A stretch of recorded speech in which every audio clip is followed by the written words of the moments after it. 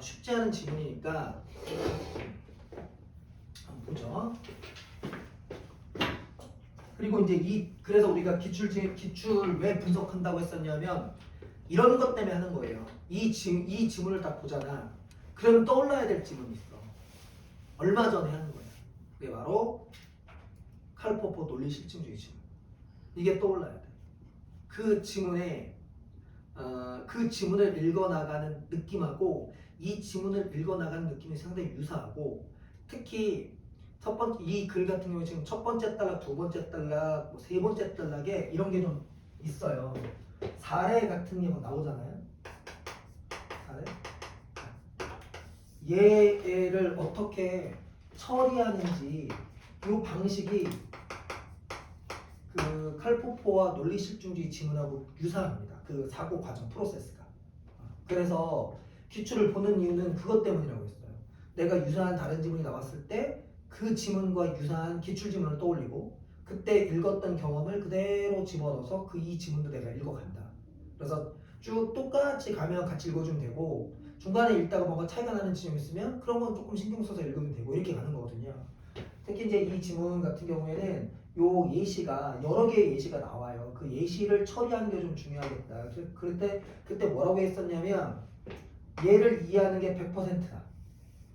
이걸 이해하는 게 진짜 좋겠다. 당연한 거예요. 그런데 만약에 이해를 못해요. 이해하면 땡큐. 근데 이해를 못해. 그럼 이해를 못하면 가만히 있을 것이냐? 그게 아니죠. 그러면 이 사례를 통해서 말하려고 하는 문장, 더 큰 개념이 뭐냐? 상위 개념이 뭐냐? 상위 내용 혹은 이제 의도, 이런 걸 보는 거예요. 그래서 만약에 얘 자체가 이해가 안 돼. 그러면 이 얘가 뭐 얘기하려고 하는 건지를 정도는 보고 가야 돼요. 그래서 이 글 전체의 중심 내용을 파악하는 게 그래서 중요한 거예요. 세부적인 내용은 약간 놓칠 수 있어. 하지만 글 전체 내용을 일단 명확하게 내가 움켜쥐고 있으면 문제 푸는 큰 지장이 없어요. 근데 우리가 이런 걸 잘 못하기 때문에 세부 내용이 마치 중요한 거라고 생각하고 자꾸 동그라미, 윗줄 이런 데 집착하게 되는 거예요. 여하튼 그런 걸 한번 해볼 겁니다. 이 지문을 갖고. 그리고 나서 요 다음 지문. 요 다음 지문은 떨어지고 싶은 지문이야. 요 밑으로 12층에서 떨어지고 싶은 지문. 훨씬 더 깊게 들어가는 지문인데 한번 볼게요. 예, 일단 떨어지는 건 나중에 하고, 일단 안 떨어지는 지문. 2019학년도 수능 기출 지문입니다. 자, 첫 번째 문장, 첫 번째 단락에서 우리 1단락이에요. 이제 이런 거 나오면 이런 거 좀 주의하시면 돼요. 1단락에 원래 1단락에서는 보통 우리가 뭐 본다고 했냐면 이런 거 본다고 했잖아요. 항상 화제, 전개 방향. 내가 무엇을 읽어야 될지에 대한 단서를 잡아준다고 그랬고, 이거 보는데, 그래서 1단락 읽고 나면 반드시 봐야 된다. 근데 얘가 파악이 될 수도 있고 얘가 파악이 안 될 수도 있다고요. 파악이 되면 좋고요. 파악이 안 돼요. 그러면 이어지는 단락을 보는 거다. 이어지는 단락의 첫머리를 보는 거예요. 이걸 갖고 이 얘기 하겠구나 라고 하는 걸 잡을 수 있다고요. 일단 그 얘기 하고요. 첫 번째 단락 가겠습니다. 그리고 부차적으로 1단락의 개념 정의는 굉장히 중요합니다. 그래서 1단락 개념 정의도 잘 체크해 두세요. 두 명제가 모두 참인 것도 모두 거짓인 것도 가능하지 않은 관계를 모순 관계라고 한다. 이제 일단 모순 관계에 대한 개념을 얘기했습니다. 이 문장이 어렵진 않을 거예요. 두 명제가 모두 참이라는 얘기는 동시참이라는 얘기잖아요. 동시참도 동시거짓도 가능하지 않은 관계를 뭐라고 한다? 모순 관계라고 한다. 그러니까 명제라고 하는 게 있는데, 명제 중에 뭐가 있는 거냐? 모순 관계라는 게 있는 거예요. 모순 관계의 특징은 동시 참이 안 돼요. 그럼 그 얘기는 무슨 얘기냐면, 하나가 참이면 반드시 나머지 하나는 거짓이다라는 얘기잖아요. 그 다음에 동시 거짓도 안 된답니다. 여기까지는 우리가 특별히 어려운 점은 없어요. 납득할 수 있어요. 좀 더 갈게요. 예를 들어 그러면 얘는 무엇을 뒷받침하는 거예요? 모순 관계를 뒷받침하죠. 그러니까 얘를 붙여 읽을 때에는 얘를 붙여서 읽어줘야 돼요. 임의의 명제를 P라고 하면 P와 not P는 모순 관계이다 라는 얘기는 P가 참이면 not P는 반드시 뭐여야 된다? 거짓이어야 한다. 맞아? 왜냐면 동시참이 되지 않기 때문에. 근데 이건 너무 당연한 거잖아요. P와 not P의 관계는 그래요. 하나가 성립하면 나머지 하나는 성립하지 않는 거 너무 당연한 관계입니다. 그 다음 P와 not P가 모두 참인 것은 가능하지 않다는 법칙을 무모순율이라고 한다 하면서 다시 뭐 나왔어요? 개념 하나 더? 무모순율의 개념이 나왔죠. 지금 개념 두 가지 나왔어요. 하나는 모순관계 개념 나왔고 또 하나는 무모순율이라는 개념이 나왔는데 그 무모순율은 어디에 들어가느냐? 여기에 들어가는 겁니다. 그렇죠? 무모순율이 뭐냐? not P와 not P, 즉 모순관계의 두 명제가 모두 참인 것은 가능하지 않다는 법칙을 무모순율이란다 이렇게 나와요. 그럼 이 얘기는 무슨 얘기예요?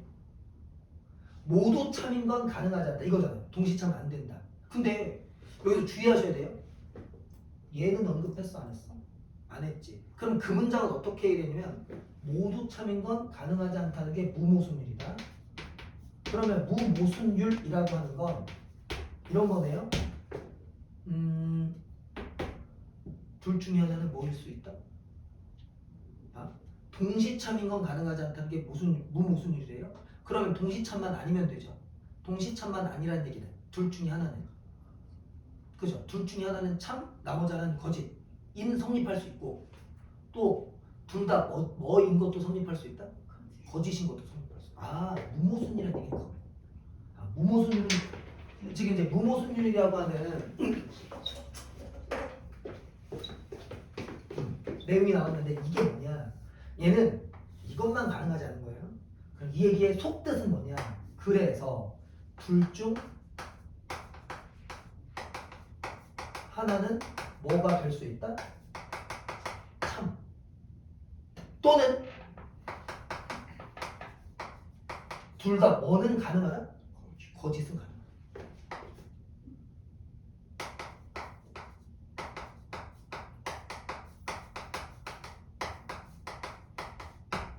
이런 걸 뭐라고 해요? 이런 걸 무모순이라고 한다. 그렇죠? 지금 개념정의 두 개 나왔습니다. 모순, 그다음에 무모순. 이걸 잘못 읽으면 모순하고 무모순율이니까 마치 반대 관계 같은 느낌이 들잖아. 아니라고. 모순과 무모순은 반대가 아니라 그 중에 일부에만 해당하는 거예요. 됐지? 자, 일단 놓고 갑시다. 그다음 좀 더 하죠. 그런데 앞에서 끊고요. 그런데가 나오는 건 그를 전환하는 거죠. 앞에서 모순 관계를 얘기하고 전환을 얘기했습니다. 다보탑은 경주에 있다와 다보탑은 개성에 있을 수 있었다는 요거 기억하고 니은 괄호 먹습니다. 요게 뭐냐? 이게 예시잖아요. 예시가 나오면 어떻게 처리하고 얘 자체를 이해하는 게 좋지만 얘 자체를 만약에 이해할 수가 없어. 그러면 얘를 통해서 말하는 게 뭐지? 를 생각하라고. 그러면 이 두 개의 명제 기억과 니은을 통해서 말하는 게 뭐냐? 그게 뭐다? 모순 관계는 아니다. 그러면 보세요. 기억, 니은, 명제는 무슨 명제가 되는 거예요? 모순 관계가 아닌 명제가 되는 거죠. 그러니까 이 글은 명제를 지금 몇 개로 다루고 있는 겁니까? 두 개. 하나는 모순 관계, 나머지 하나는 난 모순 관계.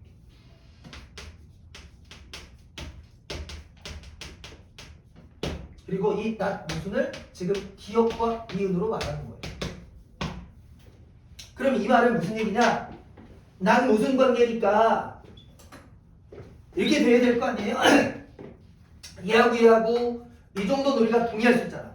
그럼 당연히 이 내용도 얘하고 뭐 해야 돼? 뒤집혀야지. 그러면 여기서 뭐라고 했냐면 동시참도 안 되고 동시거짓도 안 되다며 얘는 동시참, 동시거짓이 된다 안 된다? 된다. 이렇게 가야지. 그러니까 기억, 니은은 기억이 참이면서 모두 참일 수 있다? 니은이 참일 수도 있다. 맞죠? 그렇게 읽어줘야 되잖아요. 얘는 동시 참 또는 동시 거짓이 가능하다. 이 얘기구나. 그러니까요, 그 기억을 보세요. 다보탑은 경주에 있다. 다보탑은 개성에 있을 수 있었다가 다보탑은 경주에 있다는 것도 맞고 다보탑은 개성에 있을 수 있었다도 뭐하다? 맞다. 이렇게 가는 거예요. 그러니까 됐죠? 이렇게 읽어주시면 돼요. 현실과 다르게 다보탑을 경주가 아닌 곳에 세워뒀다면 다보탑의 소재지는 지금과 달라졌을 것이다. 철학자들은 이를 두고 P와 not P가 모두 참인 혹은 모두 거짓인 가능세계는 없지만 이거네요. 모순 관계에서의 뭐는 없지만 가능세계는 없지만 다부탑이 개성에 있는 가능세계는 있다고 표현한다. 즉 모순 관계가 아니면 뭐 할 수 있다? 성립할 수 있다. 즉 모순 관계가 동시참 동시거짓은 가능하지 않지만 여긴 뭐하다? 가능하다. 이렇게 한다는 거잖아요. 맞죠? 아 이거는 가능하지 않지만 이것은 가능하다. 여기까지 있죠? 좀 더 하겠습니다. 근데 여기까지 읽었어. 뭔 얘기하는지 알겠어요? 아직 갈피를 못 잡겠지. 이렇게 갈피를 못 잡을 때 뭐 생각하라고? 이어지는 다르게 첫 문장을 생각하라고. 그러면 이 글의 화제가 뭔지 알아요. 이 정도는 되죠. 일단 모순이냐 난모순이냐 이걸 다루고 있는 것 같긴 한데 구체적으로 어떤 얘기를 하는지 잘 모르겠어. 그러면 그 다음 단락에 첫 문장을 보는 거야. 자 이어지는 단락의 첫 문장 보겠습니다. 이 단락 첫 문장. 예, 요거 네모 한번 해볼게요. 뭐예요? 가능세계 개념. 아 이글 이제 뭐 얘기할 거다? 가능세계 얘기할 거다. 그거 나왔잖아요. 이렇게 되는 가능세계는 없지만 이렇게 되는 뭐는 존재한다? 가능세계는 존재한다. 그 가능세계를 이어서 두 번째 단락의 첫 문장에서 뭘 얘기했어요? 가능세계 개념. 이해하시겠죠? 됐죠? 아 그 얘기구나. 그래서 지금 이 글이 이 단락에서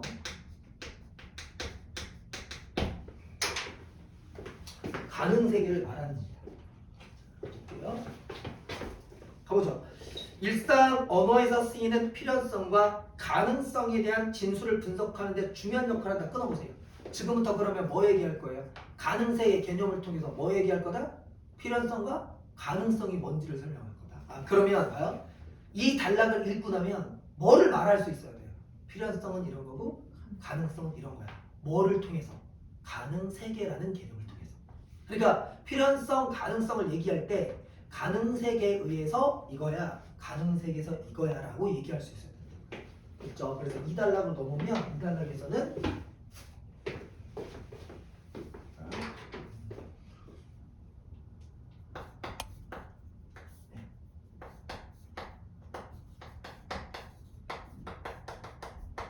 가능세계 개념으로 다시 두 가지를 볼 겁니다.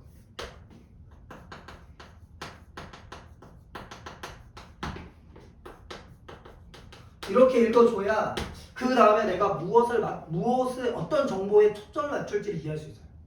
아무 생각 없이 읽으면 그냥 글자와 종이 이거밖에 안 되는 거예요. 근데 봤잖아요. 아 필연성 설명할 거고 가능성 설명할 거야. 근데 얘를 가능세계에 연결한다고 했으니까 가능세계에 의하면 필연성은 이런 의미고 가능세계에 의하면 가능성은 이런 의미야 라고 얘기할 거라는 거예요. 거기에 맞춰서 보시면 P는 가능하다는, 그럼 P는 가능하다는 게 뭐예요? 이거잖아요. 가능성 세계 얘기하는 거죠. P는 가능하다는 P가 적어도 하나의 가능세계에서 성립한다는 뜻이며 나왔네요. 가능세계를 갖고 설명했잖아. 뭐예요? 적어도 하나의 가능세계에서 성립한다.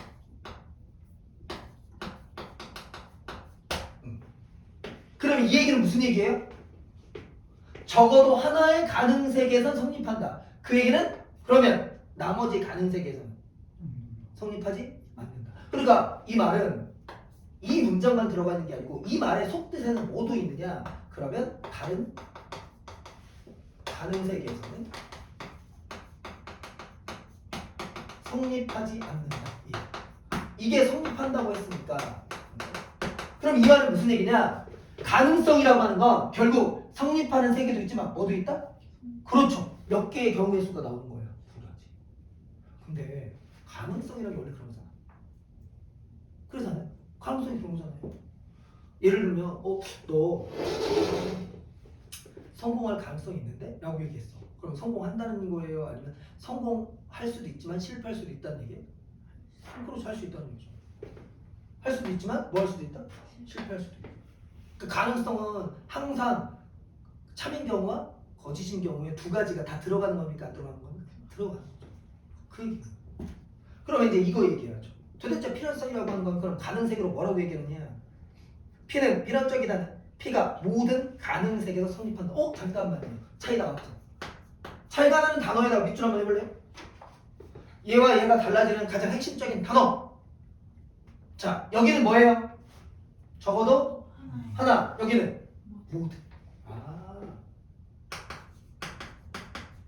모든 가능 세계에서 뭐한다? 성립한다. 이 얘기는 무슨 얘기냐면 성립하지 않는 세계는 있다 없다? 없다. 아, 필연성이라고 하는 건 이런 얘기구나. 필연성은 모든 가능 세계에서 성립하는 거고. 그러니까 여기서도 중요한 걸 봐요. 그러면 세계는 몇 개가 있는 거예요? 두 개가 있는 거예요. 무슨 세계? 가능 세계요? 가능 세계가 아닌 세계.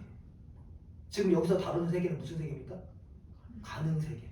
가능 세계에 다시 뭐가 있는 거예요? 필연성과 가능성이 있는 거예요. 돼요? 오마이갓. 이런 의미입니다. 오마이갓. 나 이렇게 설명을 잘해. 그러면 가능 세계에서 비우는 거예요. 욕하는 거 같은데? 졸려. 아 씨발 이런 거 같은데 지금? 졸려서. 내가 그렇게 졸려요? 걔가 졸려서. 이건 나한테 엿먹이는 거 아니에요? 이거 그거잖아요. 네 수업 너무 졸려 이런 얘기예요. 유감입니다. 네, 자 보세요. 그러니까 가능 세계에서 다시 모든 가능 세계에서 일어나는 것 그리고 어떤 가능 세계에서만 일어나는 것 이렇게 두 개가 나온다는 거예요. 그렇죠? 맞네요, 진짜 가능 세계의 개념을 갖고 필연성과 가능성에 대한 설명을 해주네요. 그다음 그래서 글의 초점을 잡기 위해서 화제를 잡아가는 건 굉장히 중요한 겁니다. 이걸 우리가 잘 못해서 글을 못 읽는 거예요. 그러니까 글을 못 읽으면 늘 하는 게 이거잖아요. 읽었는데 뭔 얘기인지 하나도 몰라. 이거. 그 다음 갑니다. 만약 퀴면 퀴다를 비롯한 필연성 명제들은 잠깐만요. 만약 퀴면 퀴다를 비롯한 필연성 명제 그러면 퀴면 퀴다 이걸 뭐가 되는 겁니까? 필연성 명제. 이거예요.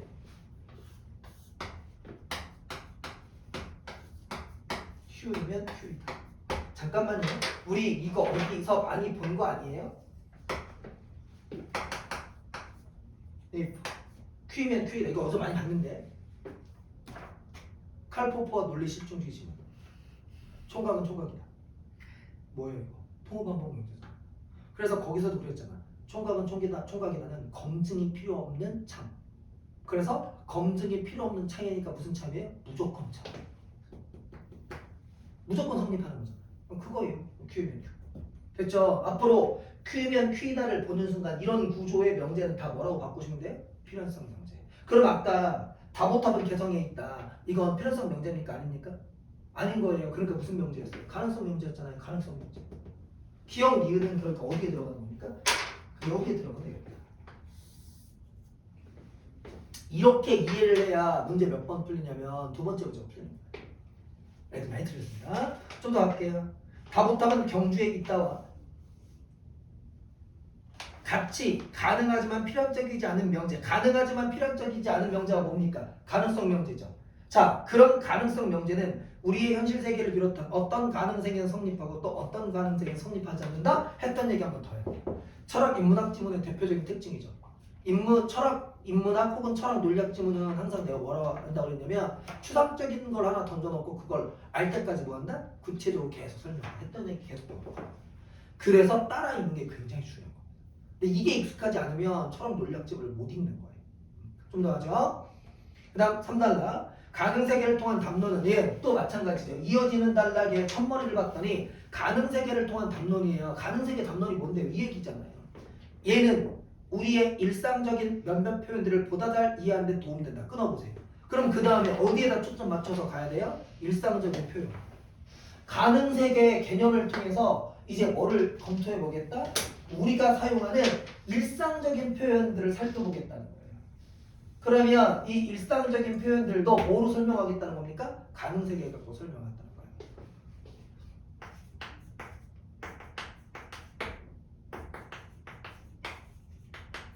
자, 한번 해볼게요. 그러면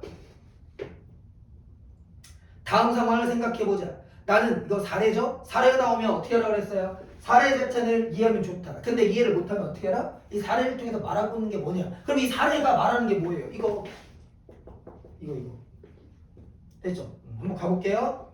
나는 현실에서 아침 8시에 출발하는 기차를 놓쳤고 지각을 했으며 내가 놓친 기차는 제 시간에 목적지에 도착했다. 그리고 나는 요 괄호 묶어보세요. 따옴표 들어간 거. 만약 내가 8시에 기차를 탔다면 나는 지각을 하지 않았다라고 주장한다 그랬는데 이 주장이 뭡니까? 이거잖아요. 맞죠? 이 주장이 이거예요. 일상 표현. 얼굴 좀 숙이고 가세요. 안녕하세요. 아직도 잠에서 안 깬 것 같은데?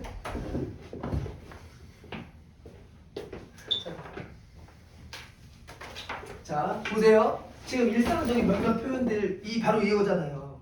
내가 만약 8시에 기차를 탔다면 나는 지각을 하지 않았다. 이게 이거예요.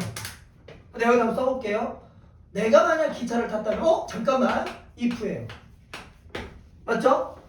내가 8시 기차를 탔으면 그러면 나는 뭐 하지 않았을 것이다? 지각하지 않았을 것이다. 잘 보세요 여러분. 이걸 무슨 개념을 갖고 설명하겠다? 가능세계 개념으로 설명하겠다. 근데 가능세계 개념이라고 하는 게 뭐냐면 필연성과 가능성이란 말이에요. 근데 여기 잘 보세요. 요 문장을 잘 보시면 요거 Q면 Q이답니까? 아닙니까? 아니죠. 그럼 Q면 Q이다가 아니니까 얘 가능성 명제예요? 필연성 명제예요? 그렇죠.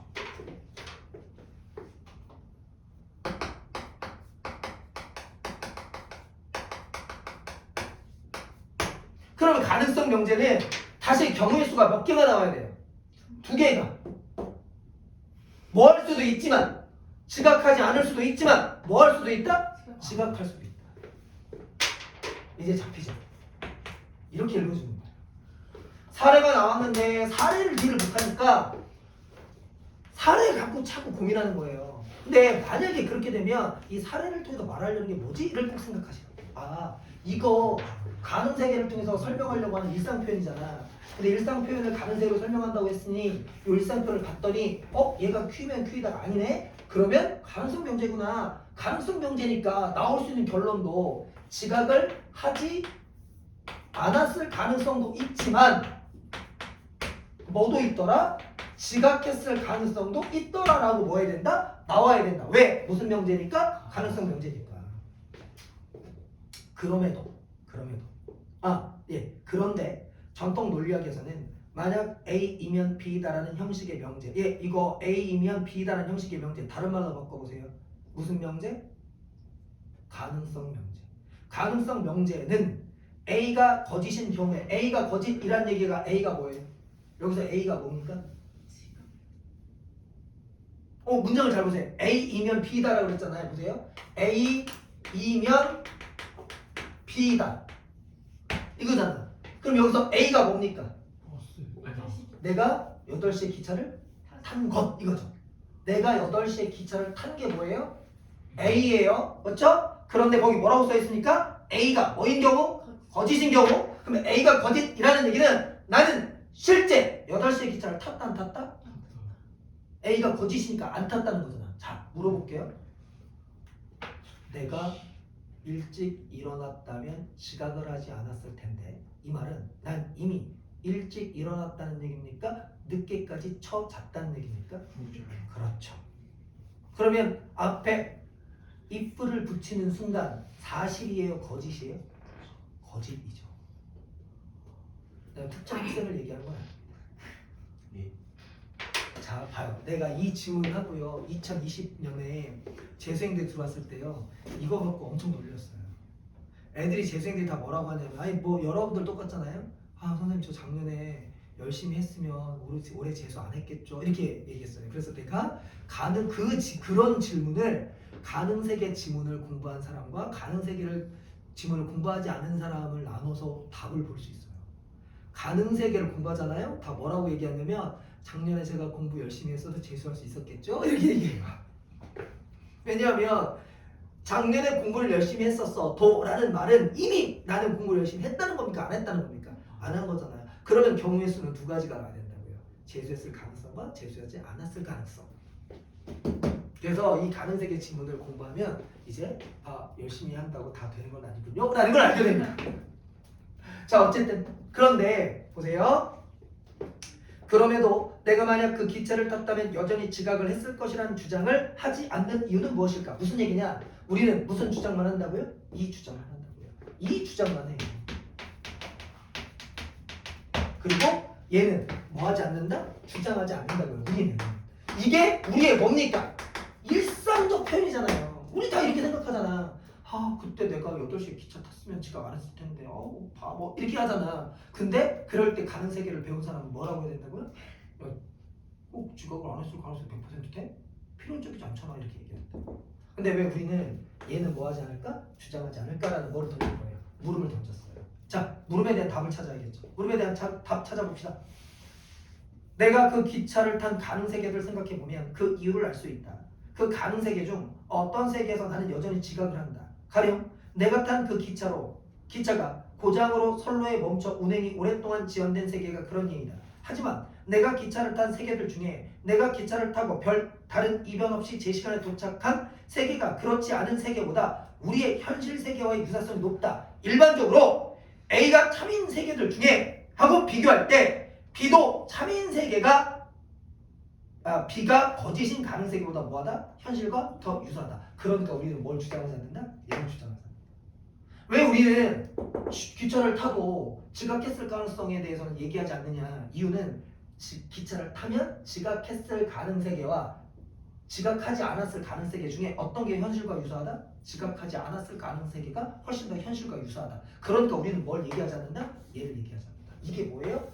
현실과 유사성이 높기 때문에.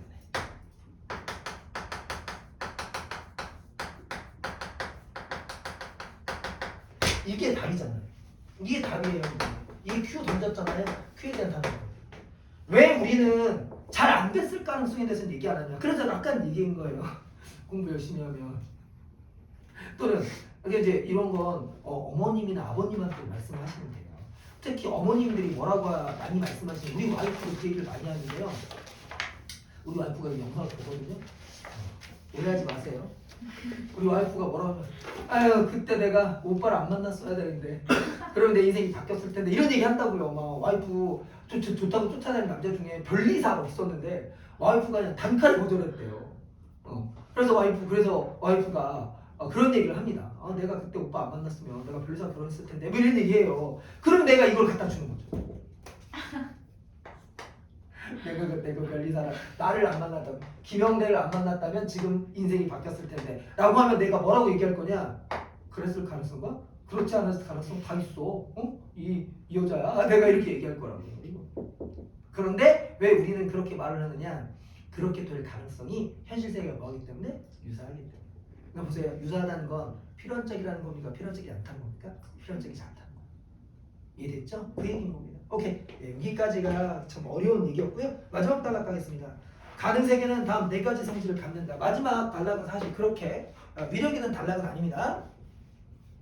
4가지 성질에서 열거돼 있잖아요. 열거돼 있으면 이건 정보를 체크해 두시고 그냥 일지 무일지로 풀어도 상관없어요. 됐죠? 자, 체크합니다. 일관성. 네.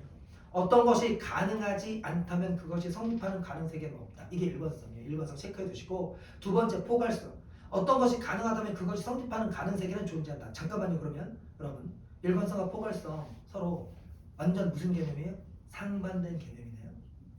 착각하시면 안 돼요. 일관성을 임의대로 뒤집어서 일관성하고 포괄성 같은 거 아니야? 이렇게 하시면 안 됩니다. 만약에 같다면 일관성이라는 개념정이 포괄성이라는 개념정을 하겠어요? 안 하겠어요? 안 하겠죠. 주의하시고, 그 다음 3번째 완결성. 어느 세계에서든 임의의 명제 P에 대해 P이거나 not P라는, 잠깐, P이거나 not P, 이게 뭡니까? 무슨 관계?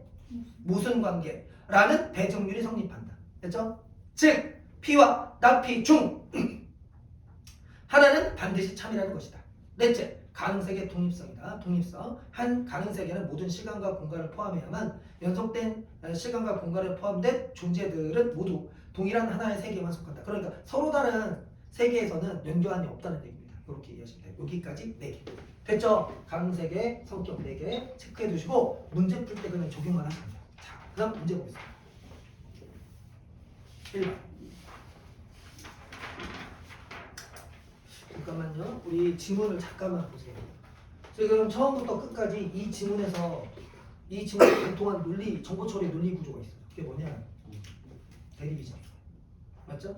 대립이니까 뭐예요? 구분해 주는 겁니다. 구분. 맞죠? 마찬가지예요. 필연성 가능성도 뭐예요? 구분. 맞아요? 맨 마지막에 가능세계 4가지 성질도 열거되어 있으니까 이거 뭐 해주는 거죠? 구분해 주는 거죠. 그러면 이걸 전체가 무슨 정보 처리 논리 구조를 갖고 있어요? 구분. 범주 구분의 논리 처리. 그러니까 이거죠. 범주 구분과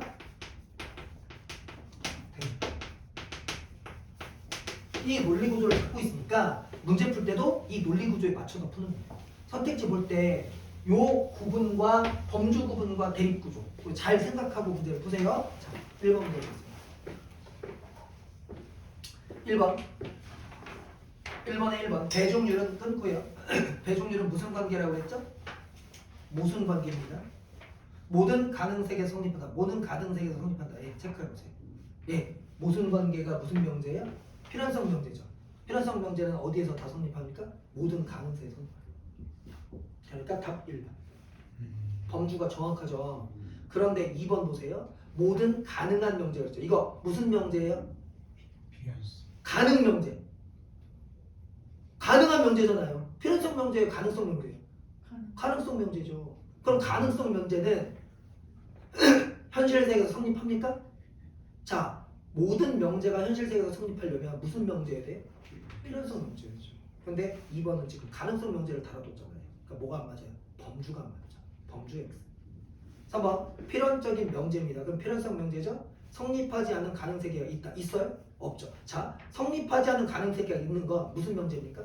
가능성 명제. 역시 범주 구분 X. 4번 무모순율에 의하면 무모순율이 뭐죠? 이거죠. P와 답P가 모두 참인 것은 가능하다. 예, 무모순율을 깼습니다. 가능하지 않은 게 무모순율입니다. 5번 전통 논리학에 따르면 만약 A면 B이다. 자, A면 B이다. 밑에 뭐라고 쓸래요? 필연성 명제, 가능성 명제? 가능성 명제의 참 거짓은 A의 참 거짓과 상관없이 결정된다는데 아니죠. A가 뭐여야만 한다고요? 거짓이어야만 한다. 답은 1번. 됐습니까? 오케이. 자, 그 다음 2번 문제 가시죠.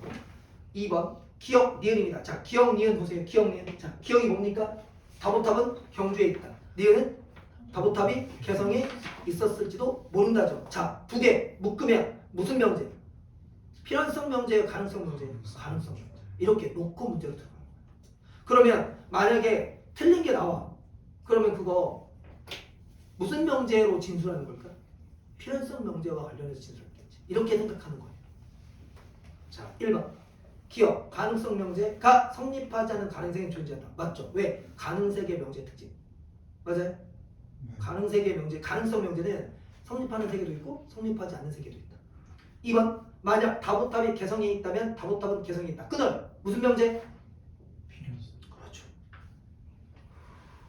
그렇죠? 동호반복 명제잖아요. 성립하는 가능세계는 무슨 가능세계예요? 필연성 명제는 자 보세요 여러분. 필연성 명제는 어디에서 성립한다고요? 모든 세계. 그러니까 얘가 성립하는 가능세계는 모든 가능세계예요. 그 모든 가능세계 중 기억, 기억은 무슨 세계입니까? 아니 무슨 명제입니까? 가능 명제죠. 가능성 명제가 거짓, 즉 성립하지 않는 가능세계는 있어요, 없어요? 모든 가능세계 중에 얘가 성립하지 않는 세계 있어요, 없어요? 있잖아요. 얘의 특징이 뭐예요? 가능세계 중에 성립하는 가능세계도 있고 성립하지 않는 가능세계도 있다잖아요. 맞죠? 자, 그러니까 여기서 헷갈리시면 안 돼요. 내가 아까 뭐라고 그랬어요? 지금 세 개가 몇 개가 있다고요? 두 개가 있다고요. 무슨 세계, 무슨 세계? 가능세계와 가능세계. 지금 어디를 다루고 있습니까? 가능세계를 다루잖아요. 그럼 얘가 있는 가능세계는 얘가 있는 가능세계 같은 가능세계죠. 같은 가능세계에서 얘는 무조건 다 성립하는 거고 얘는 성립할 수도 있고 성립 안 할 수도 있잖아요. 봐요. 가능세계 중에 얘가 성립하지 않는 가능세계 있다 없다? 있다. 답 2번. 됐어요? 이거를 애들이 어떻게 풀었냐면 막 경우의 수를 따지면서 풀었어요. 다보탑이 개성이 있을 경우와 다보탑이 개성이 없을 경우 다음에 막 하는 거야. 내가 쓰러질 뻔했습니다. 이게 그 논리가 아니잖아요. 이 글은 결국 이걸 구분하라는 거예요. 2번 단서는 만약 다보탑이 개성이 있다면 다보탑은 개성이 있다. 이 문장이 단서예요. QQ 이걸 보는 순간 아 이거 그러면 얘하고 기억은 지금 가능성 명제니까 범주 구분입니다. 그럼 범주 구분해야겠다고 들어와 보세요. 얘와 얘의 핵심적인 차이가 뭐였습니까? 뭐의 차이? 모든과 적어도의 차이였어요. 그럼 그걸 구분했다면 2번 문제 바로 풀리는 거죠. 됐죠? 3번 니은과 다보탑은 개성이 있지 않다는 모순관계가 아니다. 그렇죠. 니은과 다보탑은 개성이 있다. 자, 다보탑은 개성이 있다. 있지 않다. 이거 무슨 명제예요? 가능성 명제잖아요. 그럼 니은도 무슨 명제? 가능성 명제. 가능성 명제끼리는 모순관계 아니에요? 아니잖아요. 그래서 3번 모순관계 아니다. 맞죠.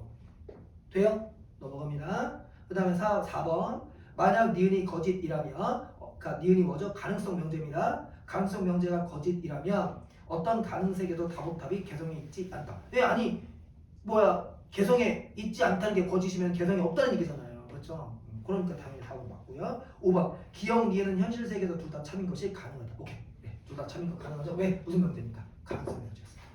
그러니까 2번을 제외하고 나머지가 이 문제 자체가 가능성 명제와 필연성 문제를 구분할 수 있느냐 없느냐를 물어보는 문제입니다. 이렇게 들어갈 수 있어야 됩니다. 자, 그 다음에 3번 요거 이제 많이 들었어요. A에 대한 답 나왔죠? 자, A에 대한 답이 뭐예요? 이게 A죠. 이거에 대한 답 이거. 됐죠? 그래서 답은 3번. 따로 설명 안 했습니다. 혹시 다른 거 고른 사람 있어요? 됐죠? 기차를 탄 가능 세계들끼리 비교하는 겁니다.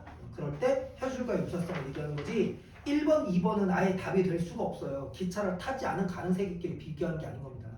알겠죠? 만약에 기차를 타지 않은 가능 세계끼리 비교할 때면 지각했다고 답이 나와야 돼요. 그래서 답은 3번 이렇게 떨어진 겁니다. 자, 4번 가겠습니다. 4번 보기 잘 보세요. 윗글을 참고할 때 보기를 이해한 내용 그랬습니다. 윗글을 기준으로 보기를 보란 얘기고 그러면 보기를 보시면 명제 모든 학생은 연필을 쓴다와 어떤 학생도 연필을 쓰지 않는다는 무슨 관계다? 반대 관계다. 반대 관계 밑줄 하세요. 거기에 왜 밑줄해야 되냐면 반대 관계를 보는 순간 뭐하고 비교할 수 있어야 됩니까? 반대 관계를 보는 순간 위 글을 바탕으로 보라고 그랬잖아요. 그럼 반대 관계를 보는 순간 뭐하고 비교할 수 있어야 돼요? 여기 관계 하나 나왔잖아요. 무슨 관계? 모순 관계. 그러니까 반대 관계와 모순 관계를 비교해야죠. 맞아요? 네, 거기 차이가 나왔습니다. 그 차이가 뭐냐? 두 명제 다 참인 것은 가능하지 않지만 끊어요. 차이죠. 아니, 이거 공통점이죠. 두 명제가 다 참인 것은 가능하지 않다는 건 뭐하고 연결돼요? 이하고 연결돼요. 그럼 여기까지는 뭐하고 똑같습니까? 모순 관계가 똑같네요. 그런데 둘 중 하나만 참이거나 둘 다 거짓인 것은 가능하다는 뜻이다. 그럼 둘 중 하나만 참이거나 둘 중 하나는 거짓이라는 얘기는 이 얘기네요. 맞죠? 자, 거기 명제 지금 두 가지가 있습니다. 모든 학생은 뭐라고 되어 있습니까? 연필을 쓴다. 그 다음에 두 번째가 어떤 학생도 연필을 쓰지 않는다.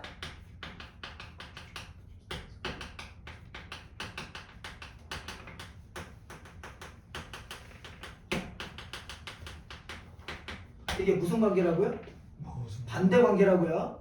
근데 거기 뭐라고 돼 있냐면 이게 반대 관계인 이유는 두 명제가 다 참인 건 가능하지 않아요. 얘도 참이고 얘도 참인 건 안 된다고요. 당연한 거잖아요. 모든 학생은 연필을 쓰는데 어떻게 어떤 학생이 연필을 쓰지 않습니까? 다 써야죠. 그렇죠? 그래서 둘 다 참인 건 동시 참인 건 안 된다고요. 다만 둘 중 하나만 참이다. 그럼 무슨 얘기냐면 얘 참이고 그럼 얘는 뭐라는 얘기예요? 거짓. 이거 뭐 한다고? 성립한다. 성립. 당연한 거잖아요. 얘가 참이고 너무 당연한 거죠. 그리고 둘 다 뭐하고 또 성립할 수 있다? 거짓인 것도 성립. 이건 성립되고 둘 다 참인 것만 안 된다. 그러니까 둘 다 참인 건 안 되는 건 뭐하고 공통점? 모순관계와 공통점. 그러나 얘에 대해서는 뭐하고 차이점이에요? 모순관계와 차이점. 왜? 모순관계와 차이점.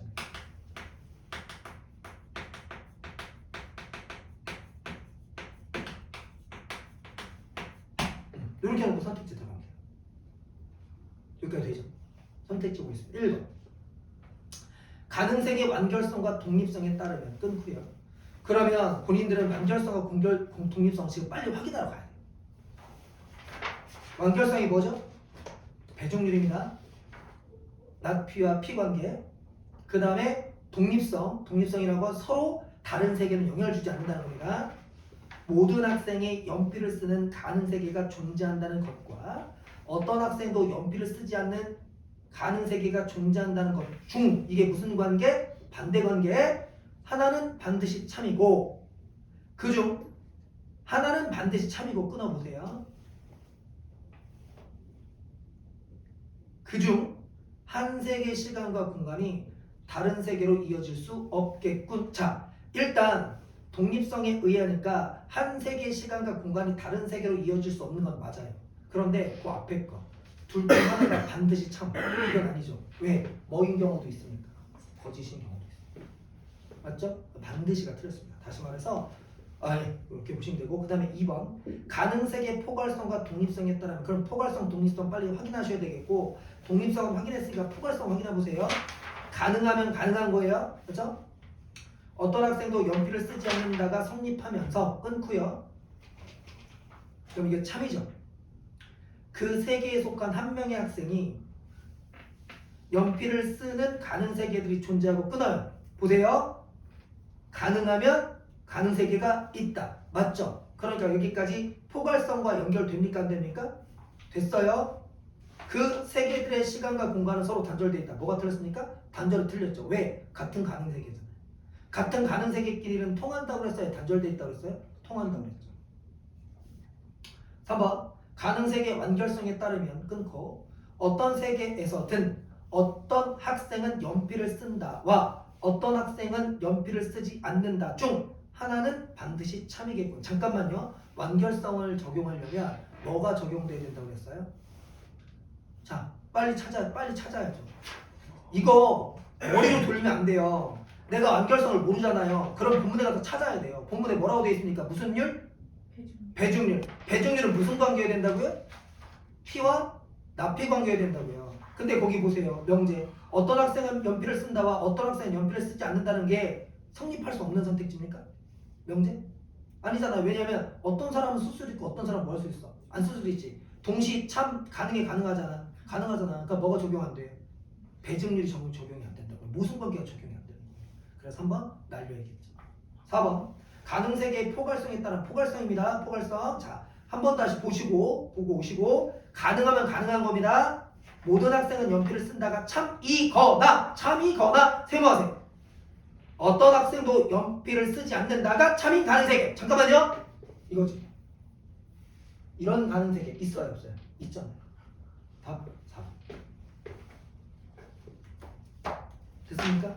5번 가능세계 일관성에 따르면 학생들 중 절반은 연필을 쓰고 절반은 연필을 쓰지 않는 가능세계가 존재한다.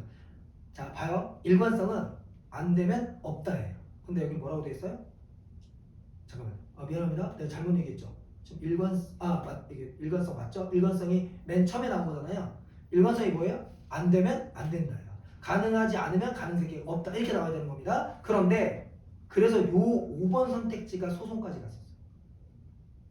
이 문제 소송까지 간 문제거든요. 5번 때문에. 왜냐하면 일관성에 따르면 근데 일관성이 본문에서 뭐라고 했냐면 가능하지 않으면 가능세계는 없다. 이거죠. 그리고 포괄성은 가능하면 가능세계는 있다. 이렇게 나오는 건데 이걸 소송 건 사람들이 아니 도대체 일관성이 가능하지 않으면 가능하지 않다는 말이 가능하면 가능하다는 말하고 어떻게 다르냐. 그러니까 5번이 왜 틀린 거냐. 가능하다는 말이 도대체 논리적으로 왜 틀리냐라고 해서 이걸 소송에 냈었어요. 근데 아니 그럴 것 같으면 포괄성의 개념을 왜 쓰냐고요. 거기 문제의 그러니까 선택지에 조건을 달아줬죠. 무슨 조건? 일관성에 따르면. 그러면 뭘 갖고 보라는 얘기야? 일관성을 보라는 얘기잖아요. 국어는 주어진 정보를 통해서 판단하는 거잖아요. 만약에 임의대로 정보를 바꿀 것 같으면 왜 그걸 주겠어요? 그래서 5번이 기각된 적이 있어요. 이해하시겠죠? 얘는 일관성이 아니라 일관성, 그러니까 잘못 적용한 거죠. 오히려 이걸 적용하려면 일관성이 아니라 뭐를 적용해야 돼? 포괄성을 적용해야 돼요. 답은 4번. 됐죠? 오케이. 이렇게 해서 마무리하겠습니다. 네, 지금이 2분이니까요. 10분부터 합시다.